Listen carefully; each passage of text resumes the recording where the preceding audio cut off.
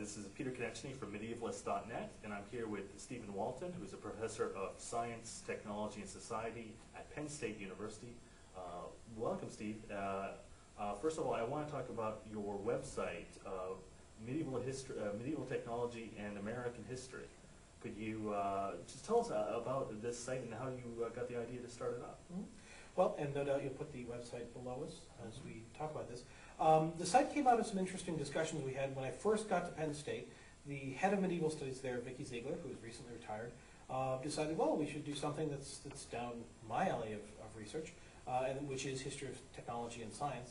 And through discussions, what we realized was almost all the colonial technology that we take for granted in all those surveys we do of American history is effectively medieval. That is, not much changed in terms of common technology, material culture, from what we would call the High Middle Ages until really the 19th century.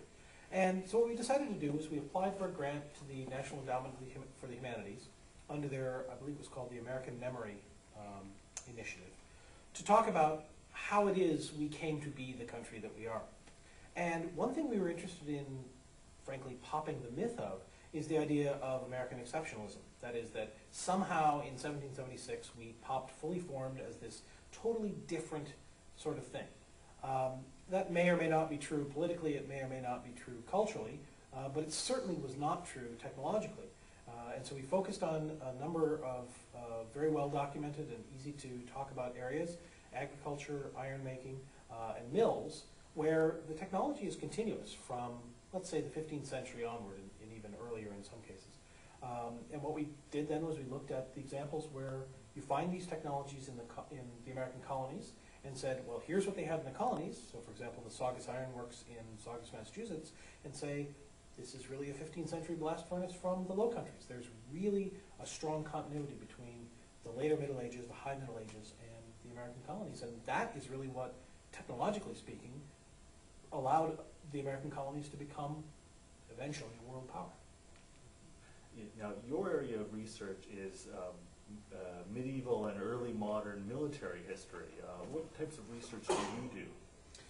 Well, I branch across a number of areas, but everything from arms and armor, as well as arms and armor collecting in a later period, but particularly the origins of firepower, studying things like gunners and how they understood their weapons, how later 16th century military activities started to try to incorporate gunpowder into what became the dominant form of, or the dominant component of military activity, and also to understand what was actually happening when gunners took their weapons to the field. In many cases it wasn't what we assume, because we assume from later history that gunners were sharpshooters, in the case of small arms, or gunners were high precision, long distance firing artillery. In the earlier period there was a lot of less than accurate firing. There was a lot of anti-personnel fire that we don't usually want to talk about, but is very, very common in the manuscripts and printed books of the later 16th century, and trying to understand what it was they were working with and how they worked with it at the time. At this year's International Congress on Medieval Studies that we're here at Western Michigan University, you're talking a bit about firepower here at the Congress. Could you tell us a little bit what you'll be speaking about? Okay. Well, this is part of an initiative started by Leeds University in the UK, and I was fortunate enough to get a Leverhulme Fellowship to be over there for 6 months for the second half of 2009, and they have a longer-standing, larger project called Fields of Conflict, which includes everything from battle histories, battlefield studies, battlefield archaeology, also tied in with the Royal Armories, also in Leeds, to look at the material culture of battle in the Middle Ages and early modern period. And so what they wanted to bring me over to do was, my background is in history of science and technology. This is an area that generally isn't represented in military history. To look at what can we do, what can we understand in terms of the technology of the time and using modern scientific methods to try to understand, for example, in let's say the Siege of Malta. We have these chroniclers' accounts. My colleague Kelly DeVries, who's also been on medievalist.net, has talked about this in other places. The chroniclers say this, well, what could the technology actually have done? And what we're hoping to do in the later part of 2009 is involve people from, for example, the military with firing ranges, scientists from colleges of science and engineering, archaeologists, documentary historians, all to come together on this question of how did firepower become the dominant arm of military activity? At its core, and something which is already coming out in some of the sessions we've had this year at Kalamazoo, it's amazing how ineffective it is early in the history of gunpowder weaponry. And yet it becomes, by the 17th century, the dominant arm. So how did we get there? How does it actually work? And at the moment, it's a bit of a unknown. We don't actually know how some of this early gunpowder weaponry worked. Or I should say, we don't know its characteristics. We can tell what happened, but we're not exactly sure the details of it. Oh, looking forward to it. And finally, I just want to ask, there are a lot of students that might be interested in medieval technology, and I was wondering, do you have any kind of suggestions on avenues for research for them, where they could, what kind of places to study?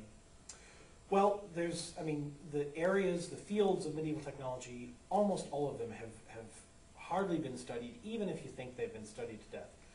It seems like every time we look at a field within medieval technology, whether it's military technology, shipbuilding, iron making, windmills, horse harness, agriculture, you find there's a standard work on it, and you read it, and you say, oh, well, we know everything there is to know about it, and suddenly you read a little bit further, and you say, that's not quite right. And the standard stories are really painted with too broad a brush. There's lots of wonderful micro-studies coming out that look at particular studies of, for example, say mills in one district, say the mills of one abbey in England. And it's not quite the same story as the broad story that's been told many times before. Or there's other cases where in military things we look at particular campaigns or even particular battles, and it doesn't actually fit the general story which has been told before. So micro-studies, there are obviously thousands of these out there that people can work on. As to fields, and if you were to ask, for example, where would you go to study this, it often falls under history of science, it can fall under economic history, it can fall under even such things as diplomatic or possibly intellectual history. You have to find a mentor who's interested in it, or at least who would support it. You have to find a place to study that is a topic, say your site is England or France, or you mentioned Bulgaria before, that hasn't been absolutely mined to death. As with all medieval studies, the periphery is probably less touched than anywhere else. With current world events, for example, the interface between East and West, which is, say, the Christian and the Arab world, Islamic world, is a hot topic, and there's, if you speak both languages, there's a multitude of things to study there. I think the best advice is don't think that everything's been done. Latch onto something that you're interested in, that you love, find somebody who will support it, and undoubtedly there's a story left to be told in that area.